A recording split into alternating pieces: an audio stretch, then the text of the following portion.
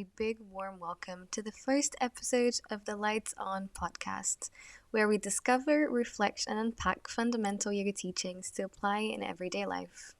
My name is Katarina, Kat for short, and I'll be your host.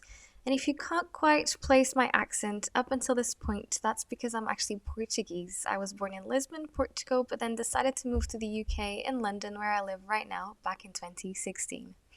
I'm a certified yoga teacher and a lifelong student of classical traditional yoga. I'm absolutely fascinated by philosophy and passionate about diving deep into ancient yoga practices to understand how they can help me live a better life. Through this podcast, I hope to share these learnings, my research, and my experience with you, hoping to also help you live a more balanced and intentional life. Episodes will be released bi-weekly on Tuesdays and will include a mix of philosophy, spirituality, guided meditations, and guided relaxations. So how did I come across yoga? Well, I first joined a yoga class in 2014 when I was going through a period of severe anxiety. And I have to say that I was immediately hooked. The classes quickly became a safe haven for me and an opportunity to get a full body and mind reset, and also a chance for me to relieve the stress and the anxiety that I had built up over the week. This podcast is for yoga enthusiasts and soul-led individuals looking for inner peace and purpose, so I hope you feel right at home. I would also love to invite you to open yourself to these sacred transformational practices. All introductions made, let's jump straight into it. On today's episode, I want to talk to you about yoga beyond the poses and about the true meaning and depth of this ancient and wise method of human development. Because that is exactly what yoga is. It's a systemized approach to human development and the ultimate liberation. So actually, when we talk about yoga poses, this is only a part of a much wider practice that supports human beings in all our dimensions, not just the physical, we're also talking about the energetical, the mental, and the spiritual.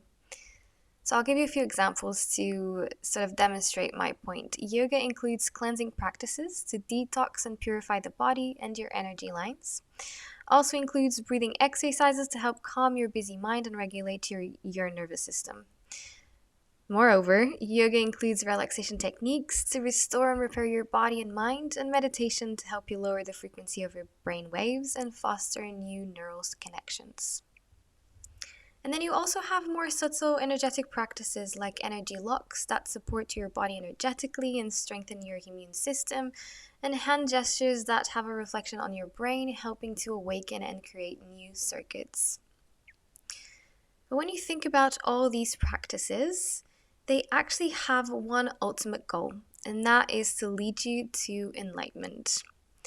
And enlightenment is perhaps hard to define, but imagine being able to use 100% of your brain capacity at the same time, and also being able to control exactly which parts of your brain you want to activate, when, and in which way. But if enlightenment is the goal, easing suffering is actually the purpose of yoga. Let me explain this a little bit better. So we've mentioned earlier that yoga is a systemized approach to human development and ultimate liberation. But liberation from what?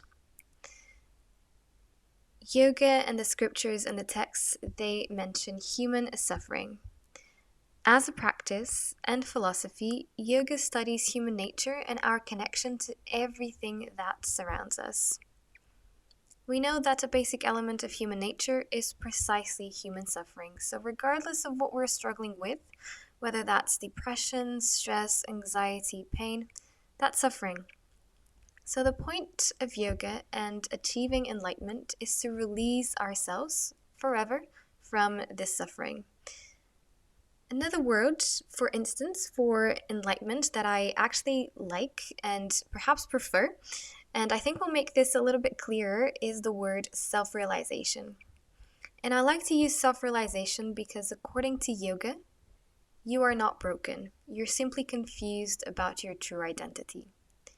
So the point here is not about putting back the pieces of yourself together, but actually about remembering who you truly are.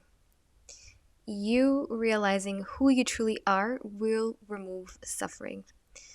And this is really one of the main takeaways of this episode is to leave you with the reassurance that you are not broken. You're not missing anything. You are enough exactly as you are, and you already have everything you need within you. So keep and hold this close to your heart. Before we wrap up the first episode, I wanted to go back to why we suffer in the first place, according to yoga. And it has to do with this confusion about our true identity. As human beings, we generally think about ourselves as a combination of our bodies and minds. But without our bodies and minds, who are we? I mean, ask yourself, who are we? Who are you if you're not your body or your mind? What's there left? And I think this is perhaps one of the most important and also difficult questions that you can ask yourself, and the one that yoga seeks the answer to. Because yoga disagrees with you when you think about yourself as a combination of your body and a mind. You have a body, you have a mind, but you're not your body or your mind. According to yoga, you're actually divine consciousness. But more on that on a future episode. Today, remember that you are already whole and that what you seek is already within. Now, before we do finish this episode, join me in a 5-minute guided meditation to integrate and calm your busy mind.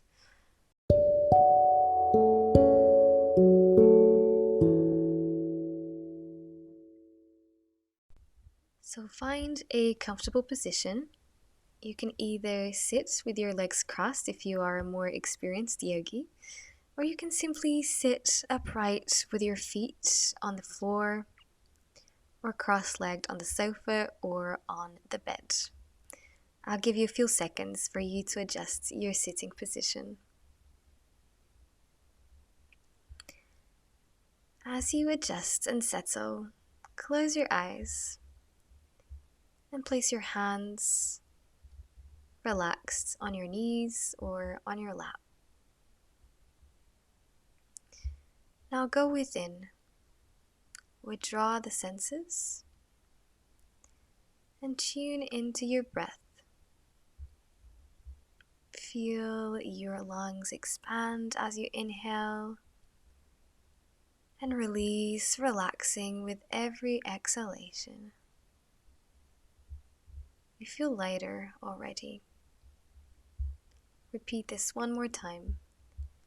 Inhale deeply, feel your lungs and your body yourself expand. And exhale, release all the things that no longer serve you, all the things you're holding on to, like any worries or concerns. You diving deeper within yourself, discovering the depth of your inner worlds. Now notice your mind and your thoughts. And today I'm going to invite you to sit back and watch them as if you're watching a film.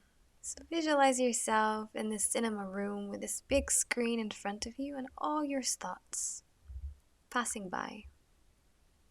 We have thousands every day, but that doesn't mean that we have to listen to every single one of them or that we need to pay attention to them. Think about being with your thoughts and let go of any judgment.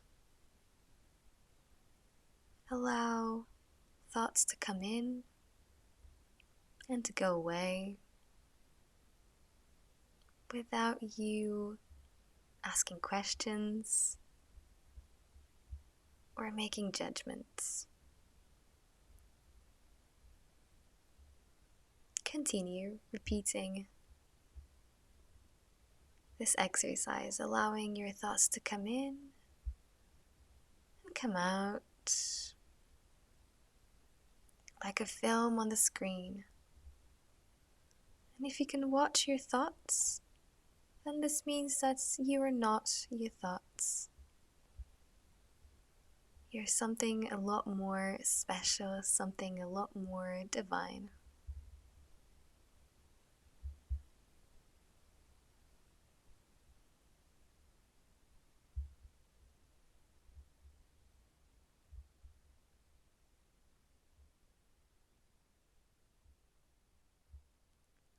And now, from your thoughts, shift your attention back to your breath. And a few more times. Inhale deeply and exhale all the way, making sure that you release all the air that's left in your lungs. Repeat this 2 more times.